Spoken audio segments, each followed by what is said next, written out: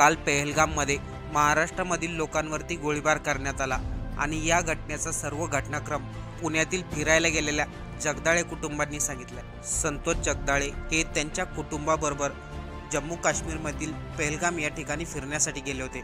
त्यावेळेस काही दहशतवाद्यांनी तिथे अचानक हल्ला केला। या घटनेमध्ये सर्वात भयंकर गोष्ट म्हणजे या दहशतवाद्यांनी अगोदर धर्म विचारला, पुराणामधील काही ओळी म्हणण्यास सांगितल्या, पण ह्या ओळी महाराष्ट्रातील जगदाळे कुटुंबाला म्हणता आल्या नाही। तेव्हा त्या दहशतवाद्यांनी त्याच ठिकाणी आणि सर्व पर्यटकांसमोर संतोष जगदाळे यांच्यावरती 3 गोळ्या झाडल्या। एवढेच नाही तर कर्नाटकामधील पल्लवी आणि त्यांचे पती मंजुनाथ यांना देखील दहशतवाद्यांनी टार्गेट केलं। पल्लवी यांच्या समोरच त्यांचे पती मंजुनाथ यांना गोळ्या घातल्या।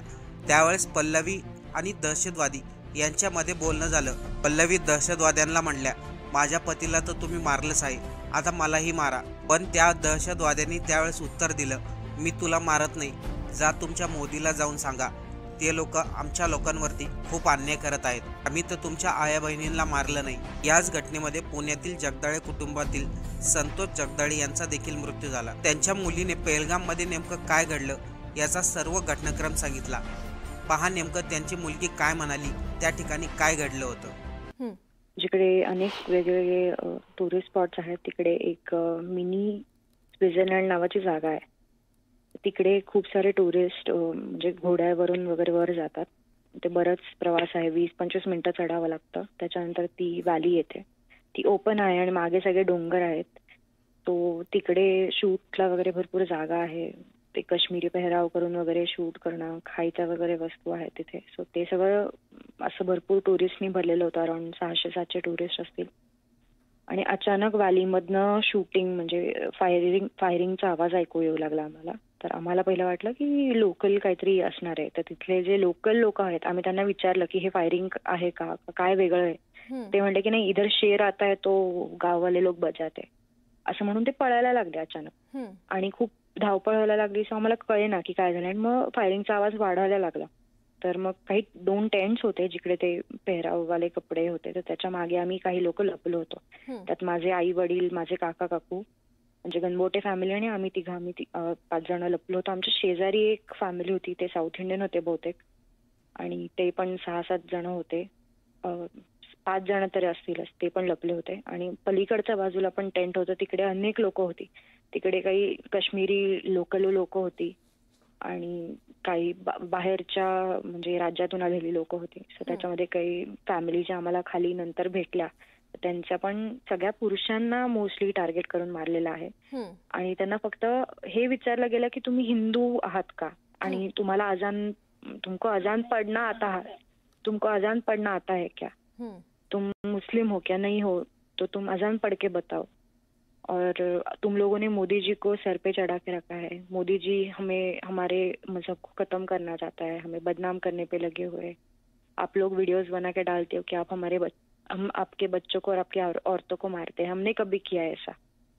माझे वडील होते, आमच्या शेजारी माझी आई होती, ते काका काकू होते, त्यांनी माझ्या वडिलांना बाहेर बोलवलं आणि त्यांना बोलले की आप बाहर आओ चौधरी, बाहर आओ, और आप मुस्लिम नहीं हो क्या, मुस्लिम नहीं हो क्या, बताओ, अजान पढ़ के बताओ। आणि असं म्हणून त्यांना 3 गोळ्या घातल्या। एक त्यांच्या डोक्यावर लागली, एक त्यांच्या पोटात लागली आणि एक छातीवर लागली। त्याच्यानंतर कौस्तुभ गणबोटे जे माझे काका आहेत, ते शेजारीच होते। ते म्हणजे फायरिंग होत होतं त्यामुळे सगळे खाली झोपले होते, जमिनीवर अर्धे बसले होते, तर त्यांना त्याच अवस्थेत गोळ्या घातल्या। आमच्या शेजारी जी फॅमिली होती त्यातल्या 2 जणांवर त्यांनी फायरिंग केलं। फक्त त्यांनी मोस्टली मुलांना, बायकांना आणि वयस्कर लोकांना काही नाही केलं, पण बाकी लोकांना पकडून ते बोलत होते आणि पकडून गोळ्या घालत होते। आणि साधारण 22-23 वर्षांची यंग मुलं असतील, खाकी कपड्यांमध्ये होते, आणि त्यांनी ते मिलिटरीचे प्रिंटवाले मास्क घातलेले होते, आणि ते लोक म्हणजे आले कुठून तेही कळलं नाही, आणि फायरिंग करून धडाधडा लोकांना मारून ते निघून पण गेले। आणि त्या अवस्थेत आम्हाला स्वतःचा जीव वाचवायचा होता, त्याच्यामुळे आम्हाला लोकल लोक बोलत होते की आप भाग जाओ, मिलिटरी आके आपके लोगों को सेव्ह करेगी। ती व्हॅली उतरेपर्यंत आम्हाला साधारण 25 मिनिटं लागले। आम्ही जेव्हा व्हॅली उतरलो तेव्हा मिलिटरी आली, आणि त्याच्यानंतर सगळं रेस्क्यू झालं, विच वॉज नॉट एक्सपेक्टेड। म्हणजे असं ठिकाण जिथे म्हणजे हे काश्मीर हे पहलगाम किंवा हे जम्मू असं ठिकाण आहे जिकडे चौकात ह्या लोकांचे म्हणजे स्पॉट्स आहेत, म्हणजे मिलिटरीचे पॉइंट्स आहेत, चेक पॉइंट्स आहेत. आणि ती जागा एवढी जास्त टुरिस्टनी भरलेली, तिकडे एकही म्हणजे त्यांचा लोकल पोलीस नाही, मिलिटरी नाही, आर्मी नाही, कुणीच नाहीये तिकडे. म्हणजे तिथे आवाज द्यायचं हेल्पला तर कुणी नाहीये तिथे. अशी जागा.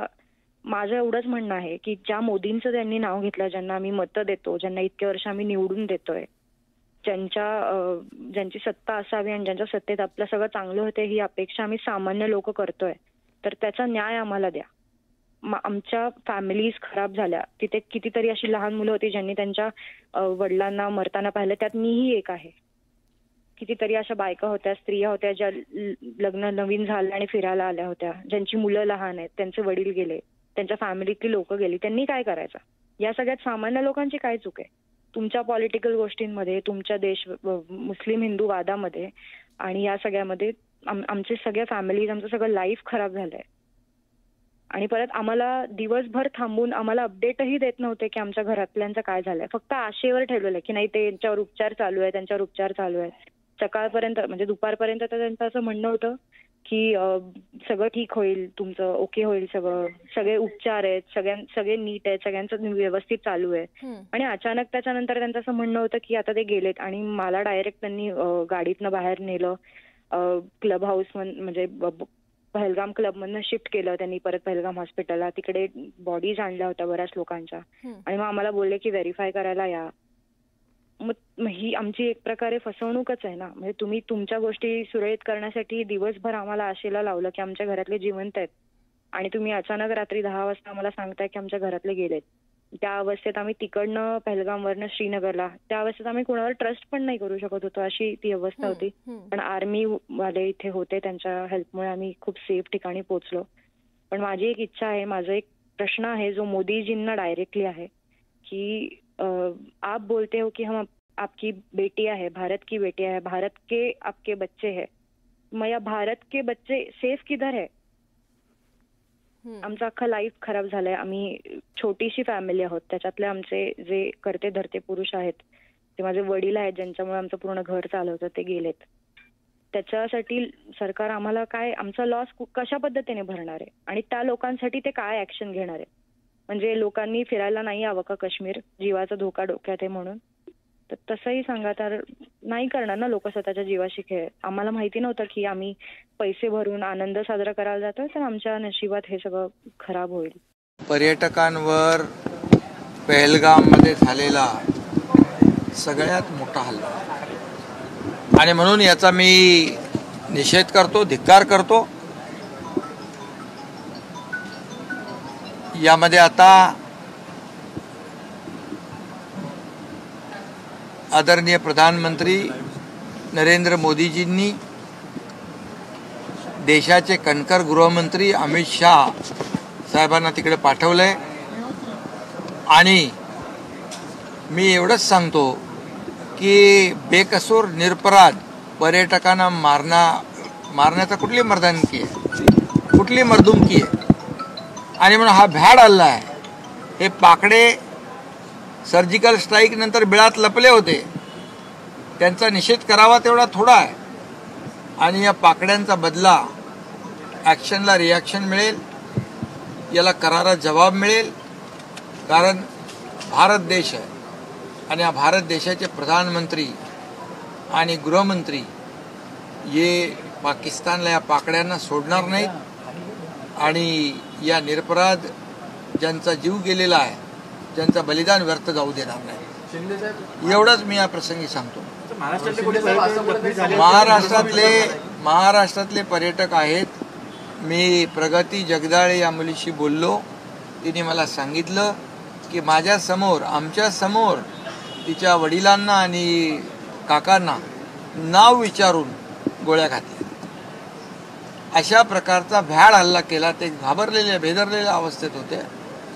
मी त्यांना सांगितलं की केंद्र सरकार, स्वतः गृहमंत्री तिथं पोहोचतायत आणि महाराष्ट्र सरकारच्या वतीने देखील संपर्क सुरू आहे.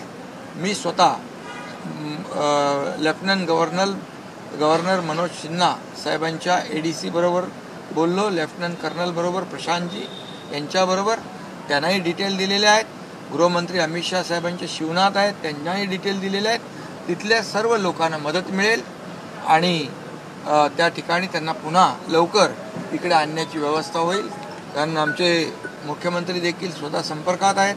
एक विशेष अधिकारी त्या ठिकाणी नोडल ऑफिसर त्याची नेमणूक झाली आहे, होईल आणि या ठिकाणी त्यांना संपर्क साधण्याचा देखील मी आमचा नंबर दिलेला आहे आणि ती प्रगती जगदाळे जी आहे ती संपर्कामध्ये आहे. आता ते सगळे आता काय जखमी झालेल्यांना हॉस्पिटलाइज केलेलं आहे. त्यामुळे महाराष्ट्रातलेही काही पर्यटक जखमी आहेत आणि दुर्दैवाने काही लोकांचा मृत्यू झालेला आहे. पण झालेलं बलिदान व्यर्थ जाणार नाही, कारण हा विश्वास आम्हाला आदरणीय मोदीजींवर आणि अमित शहांवर आहे. बरोबर आहे. धर्म विचारून आणि नावं विचारून मारलंय हा म्हणजे देशावरचा हल्ला, आपल्या भारत देशावर हिंदुस्थानवर हल्ला आहे. आणि म्हणून याचा ईट का जवाब पत्थर से, खून का बदला खून से ही जी काही हे आहे आणि म्हणून याला ॲक्शनला रिॲक्शन नक्की मिळेल. हे पाकडे बिळात लपले होते ते बाहेर आलेत, यांना पुन्हा त्यांची जागा दाखवण्याचं काम या देशाचे प्रधानमंत्री आणि गृहमंत्री करतील. परदेशी नागरिक देखील हल्ल्यात जखमी झाले आहेत, ते त्याची माहिती मिळाली आहे. ही खरं म्हणजे आंतरराष्ट्रीय पातळीवर याची दखल घेतली जाईल. पण भारत देश देशभक्ती आणि राष्ट्रभक्तीने ओतप्रोत भरलेला आहे. यापूर्वी आतंकवादी ना आता जेव्हापासून मोदीजींचं सरकार आलं तेव्हापासून मुंहतोड जवाब जशाच तसं उत्तर या अतिरेक्यांना देण्याचं काम आपले सीमेवरचे लढणारे जवान देत आहेत. त्यामुळे हे फसवून केलेला हल्ला आहे. अरे पोलिसांच्या आणि मिलिटरीच्या वेशामध्ये तुम्ही येऊन हल्ला करता, हा भ्याड हल्ला आहे. आणि म्हणून याचा बदला तुम्हाला ॲक्शनला रिॲक्शन मिळेल.